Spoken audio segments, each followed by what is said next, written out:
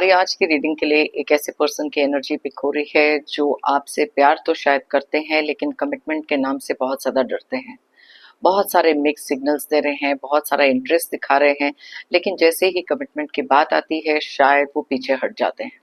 क्या चल रहा है उनके मन में, क्यों वो ऐसा कर रहे हैं, ये सारी चीज़ें देखेंगे हमारे आज की रीडिंग में।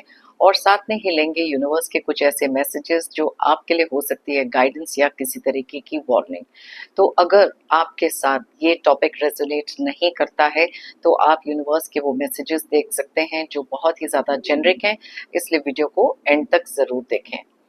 चलिए स्टार्ट करते हैं हमारी आज की रीडिंग। Hi friends, I am Komaldeep Sood and welcome to tarot and co. ये एक टाइमलेस और कलेक्टिव रीडिंग है, सबके साथ रेजोनेट हो जरूरी नहीं, तो इसलिए बस उतना ही लें जितना रेजोनेट होता है, बाकी you can leave the rest. ये रीडिंग जेंडर स्पेसिफिक नहीं है, सभी एज ग्रुप्स के लिए है और सभी ज़ोडिएक साइंस के लिए है। आप लोगों ने अगर मेरे चैनल को अब तक सब्सक्राइब नहीं किया है तो प्लीज़ सब्सक्राइब करें, मेरी टैरो एंड को फैमिली का एक हिस्सा बने, एक कनेक्ट बनाएं और साथ में एनर्जी एक्सचेंज भी ज़रूर बनाएं। बेल आइकॉन को प्रेस करना ना भूलें ताकि मेरे आने वाले हर नए वीडियो की इंटीमेशन आपको मिलती रहे। तो चलिए स्टार्ट करते हैं हमारी आज की रीडिंग और देखते हैं कौन है ये पर्सन, क्या मन में इनके चल रहा है। यूनिवर्स हमें प्लीज बताएं। जिस पर्सन के बारे में भी आप ये रीडिंग देख रहे हैं उनको अपने माइंड में विजुलाइज करके 3 बार उनका नाम अपने माइंड में लें, अपनी एनर्जीज उनसे कनेक्ट करें। एक कार्ड ऑलरेडी यहाँ पर फ्लिप हो चुका है। ओके, यूनिवर्स हमें प्लीज बताएं क्या चल रहा है इस पर्सन के मन में इस समय, क्या सोच रहे हैं वो। ओके, प्लीज बताएं। लवर्स। ओके, 2 कार्ड्स जो ऑलरेडी यहाँ पर फ्लिप हो चुके हैं, one is the king of wands और दूसरा है लवर्स का कार्ड। ऑलराइट, चलिए देखते हैं और कौन से कार्ड्स हैं। 8 of swords,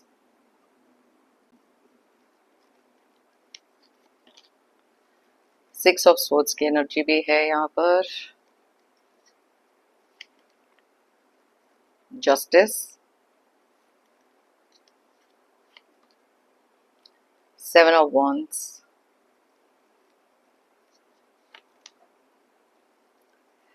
ace of swords,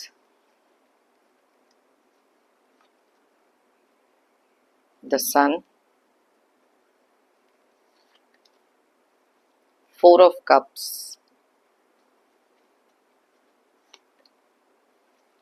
queen of cups,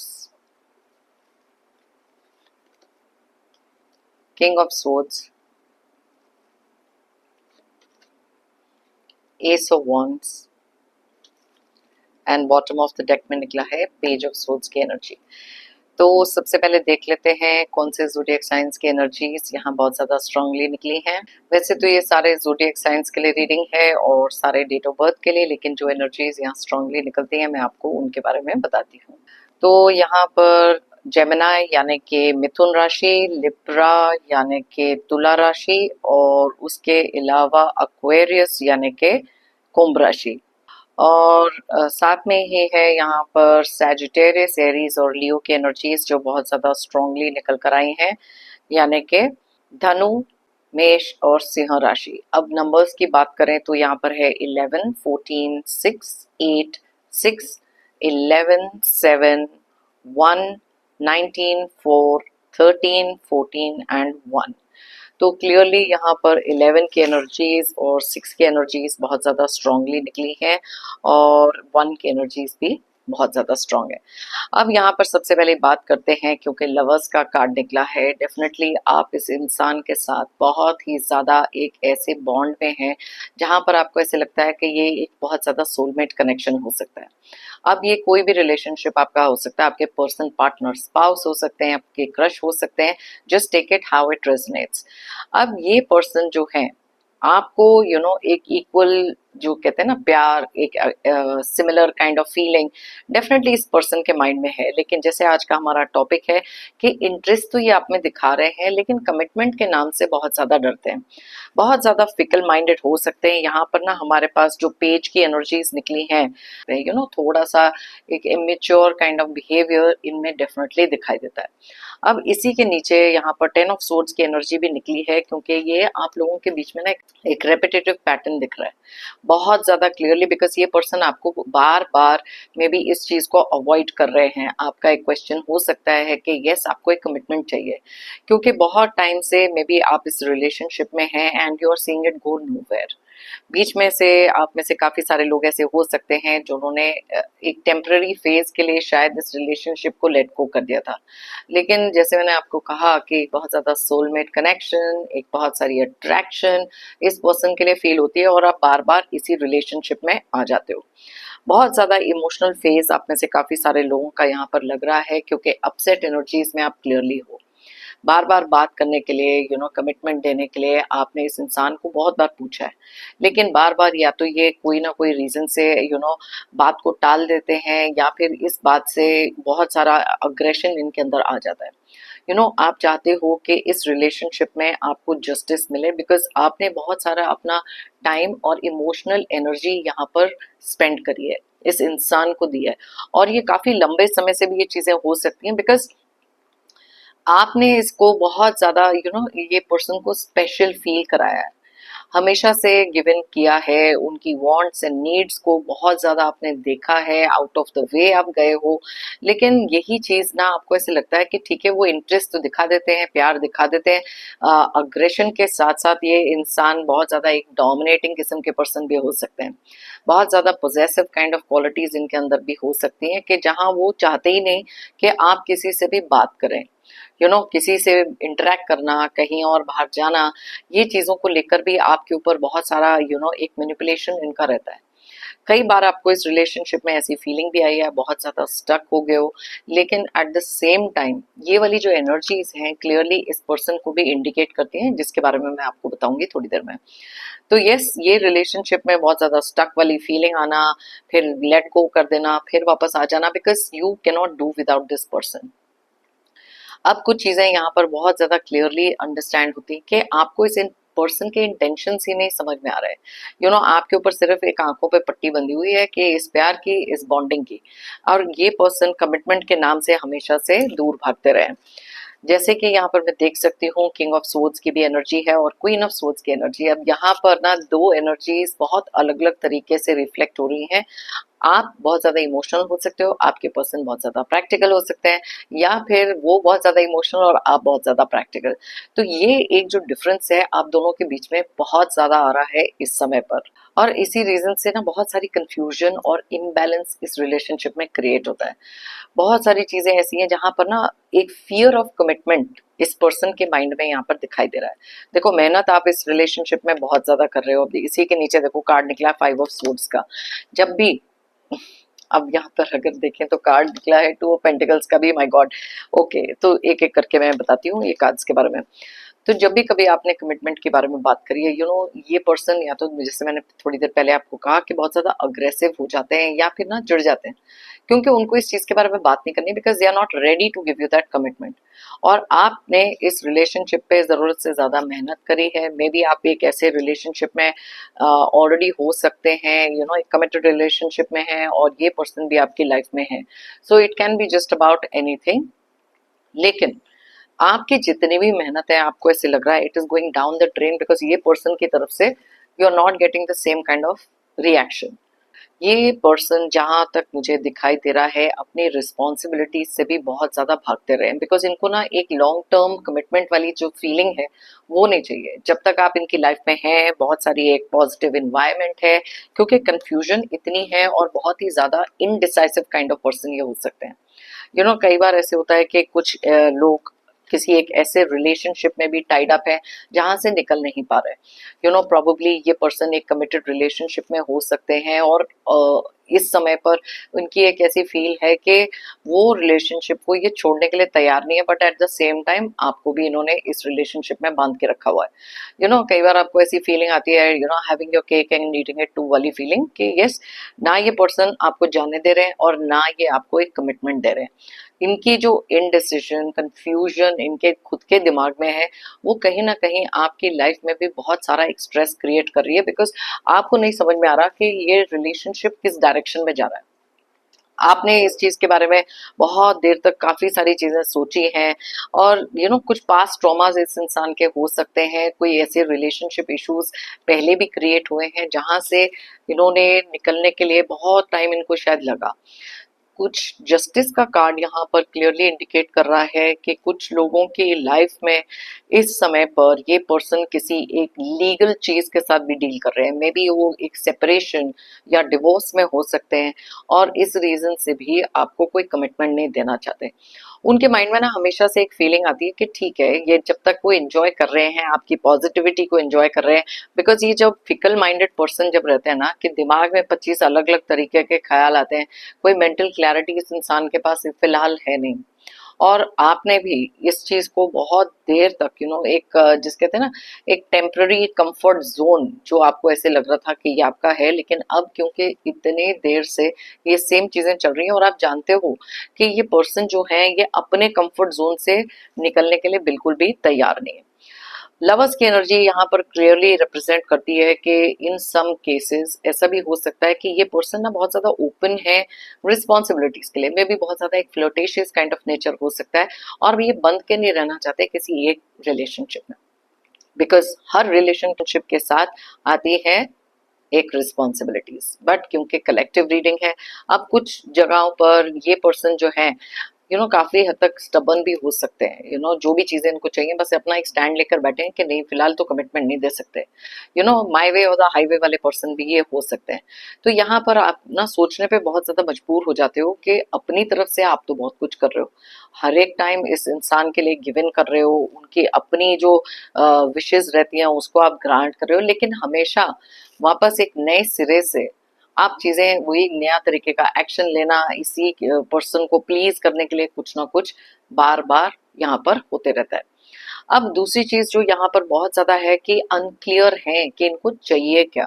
8 of swords यहाँ पर क्लियरली इंडिकेट करता है, क्योंकि आंखों पर वो जो पट्टी बंधी हुई है ना, वहां पर जब तक वो पट्टी खोलकर अपने मेंटल क्लैरिटी से सोचेंगे नहीं कि एक्चुअली इस रिलेशनशिप को वो कहाँ तक लेकर जाना चाहते हैं, तब तक उनसे कोई भी कमिटमेंट आना, कोई भी तरीके का एक डिसीजन बनाना बहुत ज्यादा डिफिकल्ट हो जाता है। और आप में से बहुत सारे लोगों को कई बार एक फीलिंग भी आती है कि ये प्यार नहीं हो सकता, ये एक ईगो ट्रिप हो सकता है इस पर्सन का, लेकिन चाहते हुए भी आप इस रिलेशनशिप से निकल नहीं पा रहे। मे बी एक बहुत अलग तरीके की डिपेंडेंसी हो सकती है, बिकॉज एवरी टाइम ये इमोशनली रेडी नहीं होते किसी भी चीज के लिए। यहाँ क्वीन ऑफ कप्स की एनर्जी क्लियरली इंडिकेट करती है कि इमोशनल कोशंट आपका बहुत ज्यादा हाई हो सकता है, और जब भी ये चीज के बारे में बात करें तो कोई ना कोई कॉन्फ्लिक्ट, पेन, जैसे यहाँ 5 ऑफ सोर्ड्स की एनर्जी में क्लियरली इंडिकेट हो रहा है। तो ऐसे वाली जो सिचुएशन है वहां पर आप ना कई बार सोचते हो कि आपको अपनी इमोशनल एनर्जी इस इंसान पर बिल्कुल वेस्ट नहीं करनी। तो यस, एक टाइमलाइन देना किसी भी चीज को बहुत ज्यादा इंपॉर्टेंट होता है, बिकॉज एंडलेसली आप काफी देर तक एक ऐसे रिलेशनशिप में नहीं रह सकते जहां पर आपको ना कोई क्लैरिटी मिल रही है, ना वो दूसरा पर्सन बिल्कुल भी किसी चीज के लिए रेडी है। They don't want to lose their freedom. उनको हमेशा से चाहिए कि आप बस इस चीज के लिए वेट करें, क्योंकि वो एक्सपेक्ट करते हैं कि आप वेट कर सकते हो, लेकिन आपकी जो कंफर्ट, आपकी प्रेजेंस में जो पॉजिटिविटी उनको फील होती है, एक कंफर्ट फैक्टर में भी आपके साथ कुछ ऐसी चीजें शेयर करते हैं जो शायद उन्होंने किसी से शेयर नहीं करी, और आपको भी ऐसे लगता है कि ना इमोशनल फुलफिलमेंट इस पर्सन के साथ आपको बहुत ज्यादा है।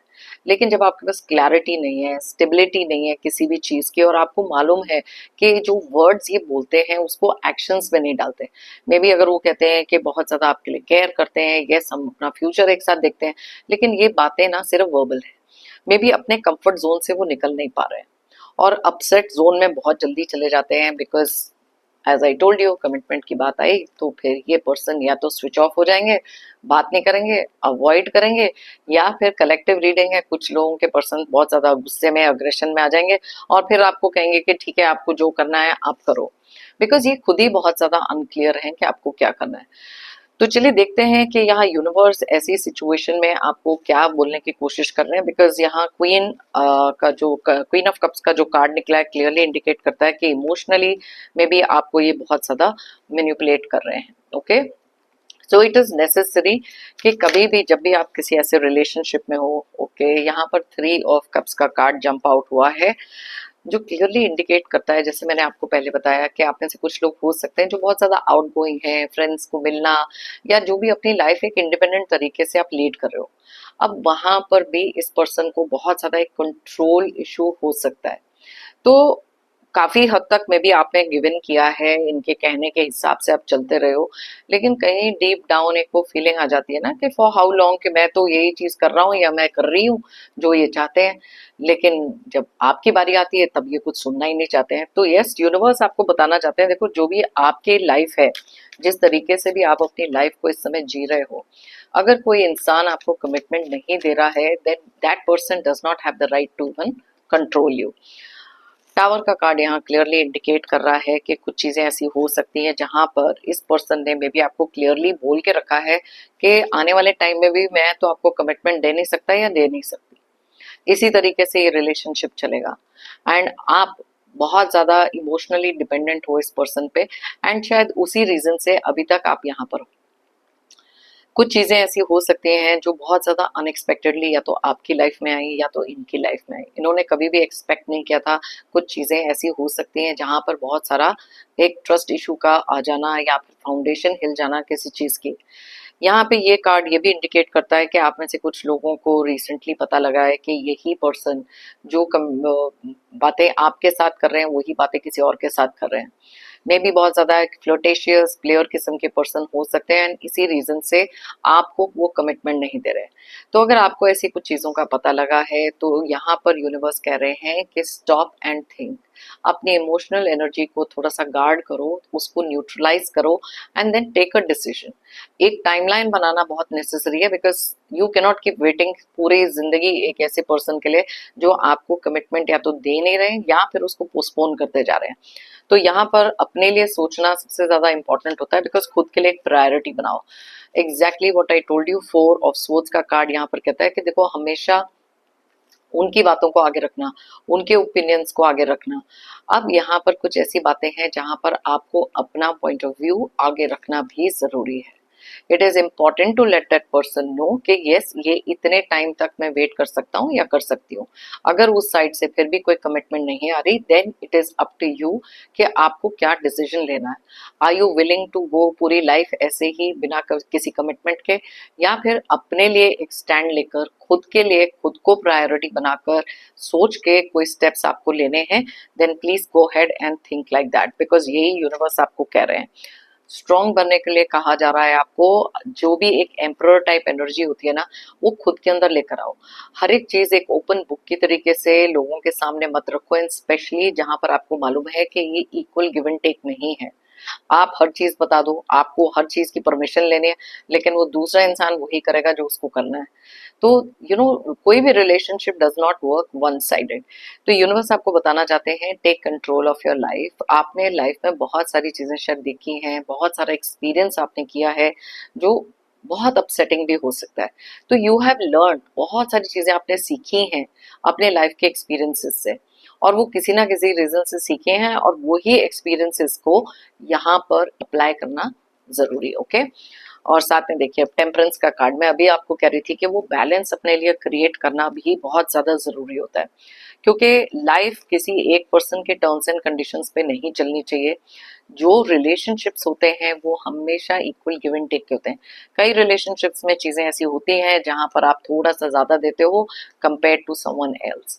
अब यहाँ पे ना जस्टिस का कार्ड एक और चीज जो बताता है कि आप में से काफी सारे लोगों को लगता है कि ये एक ऐसा कनेक्शन है जो पास्ट लाइफ कनेक्शन हो सकता है, और इसी रीजन से आप इस पर्सन को छोड़ नहीं पा रहे। एक बहुत प्यारी अंडरस्टैंडिंग हो सकती है, एक इंस्टेंट अट्रैक्शन हो सकता है, बट प्लीज अंडरस्टैंड आप में से कुछ लोग हो सकते हैं जो एक ट्विन फ्लेम जर्नी में भी हो सकते हैं। एंड ये ट्विन फ्लेम जर्नी ना आपको लाइफ में तभी आती है जब कुछ सिखाना होता है, स्ट्रॉन्गर होता है, पेनफुल भी होता है। So they could be just about anything, लेकिन मोस्ट इंपॉर्टेंट चीज यहाँ पर है कि अपने आप को स्ट्रॉन्ग रखो and do what ever you desire, in the sense के अपने लिए अब खुद को प्रायोरिटी बनाओ।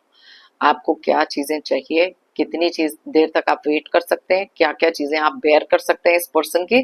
तो ये चीजें हैं ना, ये खुद से एनालाइज करना जरूरी है। कोई और आपके लिए ये डिसीजंस कभी नहीं ले सकता। तो spend the time with your self, अपने साथ वो समय बिताएं, ताकि खुद को भी रियलाइज हो कि कौन सी ऐसी चीजें हैं जो आपको करनी चाहिए। वेट करना है कमिटमेंट के लिए तो कितनी देर करना चाहिए, और किसी भी पर्सन को अपनी लाइफ इस तरीके से कंट्रोल ना करने दें कि आगे जाके खुद ही आपको लगे कि बहुत ज्यादा स्टक हो गए हो या सफोकेट फीलिंग हो रही है। बिकॉज 8 ऑफ सोर्ड्स का कार्ड यहाँ निकला है ना, क्लियरली ये चीज इंडिकेट करता है कि आगे जाके बहुत ज्यादा स्टक वाली फीलिंग से बेटर है अभी एनालाइज कर लो कि क्या करना है। बिकॉज जो भी चीजें आज आप डिसाइड करोगे, कहीं ना कहीं आपके फ्यूचर पे वो चीजें इफेक्ट होती हैं। तो चलिए देखते हैं यूनिवर्स के मैसेजेस क्या आ रहे हैं। अगर ये टॉपिक आपसे रेजोनेट नहीं करता था, ये मैसेजेस बहुत ज्यादा जेनरिक हैं। लेट्स सी कौन सी ऐसी चीजें हैं जो यूनिवर्स आप तक इस समय पहुंचाना चाहते हैं। Okay, fake talks, false emotions, deception, betrayal. अब यहाँ पर ये कार्ड बहुत ज्यादा क्लियरली इंडिकेट कर रहा है, आप में से बहुत सारे लोग ऐसे हो सकते हैं जिनकी लाइफ में ना कुछ बहुत सारी फेक टॉक्स चल रही हैं। किसी ना किसी तरीके से कोई ना कोई पर्सन है जो आपको कुछ ऐसी बातें बता रहे हैं जो एक्चुअली वो मीन भी नहीं करते। अब जो हमारा आज का टॉपिक है वो भी कमिटमेंट को लेकर जो था, मे बी वहां पर भी आप लोग काफी सारे ऐसे फेक टॉक्स, फेक इमोशंस को इस साथ डील कर रहे हो। तो अपने आप को ये सब चीजों से बचाना बहुत इंपॉर्टेंट होता है। Try to analyse the person. एक इंसान को जानना, पहचानना, उसके बारे में थोड़ा सा डीपली सोचना जरूरी है, और किसी के भी फेक टॉक्स में ना आए। That is the message for you. Situation will improve, remain and think positive. आप में से बहुत सारे लोग एक ऐसी सिचुएशन में हो सकते हैं जो आपको लग रहा है कि बहुत ज्यादा नेगेटिव है, मे बी चीजें मूव नहीं कर रही, बहुत ज्यादा स्टैग्नेंट एनर्जीज हैं। तो यूनिवर्स आपको बताना चाहते हैं कि सिचुएशंस बहुत जल्दी आपके लिए इम्प्रूव हो रही हैं। बस आपको रहना है थोड़ा सा पॉजिटिव। जितना पॉजिटिव रहोगे उतनी पॉजिटिविटी अपने लिए अट्रैक्ट करोगे। Please give me a second chance, it was my mistake. अब यहाँ पर कुछ चीजें ऐसी हो सकती हैं कि कोई एक पर्सन है जो अपनी गलती के लिए आपसे माफी मांगना चाहते हैं, मे बी एक सेकंड चांस चाहते हैं, और आपने ना कुछ चीजों के कारण शायद उनको या तो ब्लॉक कर दिया या फिर एक नो कांटेक्ट सिचुएशन में। तो आप में से काफी सारे लोगों के लिए कोई ना कोई इंसान है जो आके माफी मांगना चाहते हैं और एक सेकंड चांस मांगेंगे। Okay, time to take a break, you need that, get back stronger than ever. एक ऐसा टाइम है आप में से कुछ लोगों के लिए जहां पर एक ब्रेक लेना बहुत ज्यादा जरूरी है। बहुत ज्यादा हेक्टिक स्केड्यूल हो सकता है काम में भी। जैसे मोस्ट ऑफ द टाइम अगर आप कहीं ना कहीं रीडिंग्स में ये मैसेजेस देख रहे हो, rest and rejuvenate, take a break, relax, stop, तो प्लीज अंडरस्टैंड कि यूनिवर्स आप तक एक मैसेज पहुंचा रहे हैं कि बर्नआउट मत हो जाओ। कोई भी काम कर रहे हो, रिलेशनशिप में हो, तो थोड़ा सा ब्रेक लो। अगर आप किसी के पीछे पड़े हो बार बार कुछ समझाने के लिए, तो वहां पर भी यूनिवर्स कहते हैं टेक अ ब्रेक। बिकॉज जब आप बार बार किसी के सामने कुछ रिपीट करते हो, वो बैकफायर हो सकता है। आपके गुड इंटेंशंस में भी कोई और इरिटेट होकर आपसे डिफरेंट तरीके से बात कर सकता है, and where you will get hurt.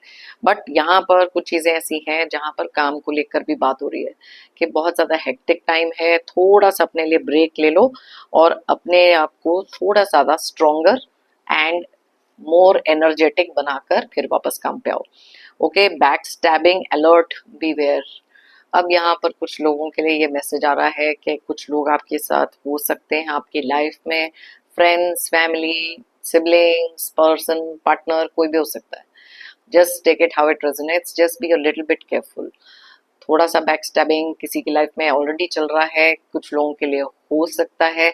तो इसलिए ट्रस्ट करो, लेकिन ब्लाइंड ट्रस्ट मत करो। Okay, so B a little bit careful, because ये कुछ वार्निंग्स भी होती हैं जो यूनिवर्स आप तक बताना चाहते हैं।